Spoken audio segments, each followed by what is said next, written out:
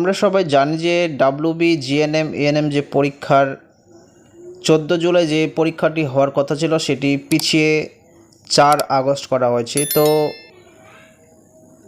4 আগস্টে যে পরীক্ষাটি হবে জিএনএম এর নার্সিং পরীক্ষা, সেটির যে অ্যাডমিট কার্ড সেটি আবার প্রকাশিত হয়ে গেছে। তো আপনারা চাইলে অ্যাডমিট কার্ডটি ওয়েবসাইটে গিয়ে ডাউনলোড করতে পারেন।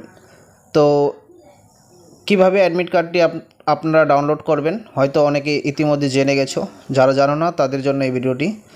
তো ভিডিওটি ভালোভাবে দেখো।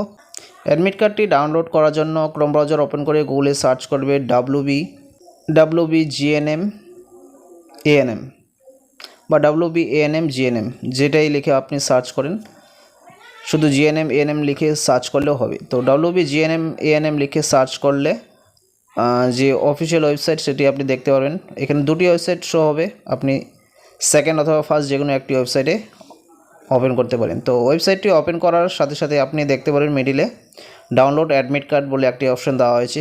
আপনি করবেন এই ডাউনলোড অ্যাডমিট কার্ড অপশনটিতে ক্লিক করবেন। ডাউনলোড অ্যাডমিট কার্ড অপশনটিতে ক্লিক করার পর এরকম একটি ইন্টারফেস শো হবে, যেখানে আপনার কাছে অ্যাপ্লিকেশন নাম্বার, আপনি ফর্ম ফিল আপ করার পর যে অ্যাপ্লিকেশন নাম্বারটি পেয়েছিলেন সে application number, date of birth আর সিকিউরিটি পিন, আপনি যে ক্যাপচারটি দেখতে পাচ্ছেন সেটি এখানে ভালোভাবে বসিয়ে দেবেন। ক্যাপচারটি ভালোভাবে বসিয়ে নেওয়ার পর সাইন ইন অপশনে ক্লিক করবেন। সাইন ইন অপশনে ক্লিক করার পর আপনার যে অ্যাডমিট কার্ড সেটি ওপেন হয়ে যাবে। তো আপনার দেখতে পাচ্ছেন আপনার যে প্রোফাইল সেটিও এখানে শো হবে, তার সাথে ভিউ ডাউনলোড অ্যাডমিট কার্ড অপশনটি দেখতে পারবেন। আপনি এখানে ক্লিক করে আপনার অ্যাডমিট কার্ডটি ডাউনলোড করতে পারেন। তো দেখতে পাচ্ছেন ডাউনলোড অ্যাডমিট কার্ড অপশনটি চলে আসছে। তো এখানে ক্লিক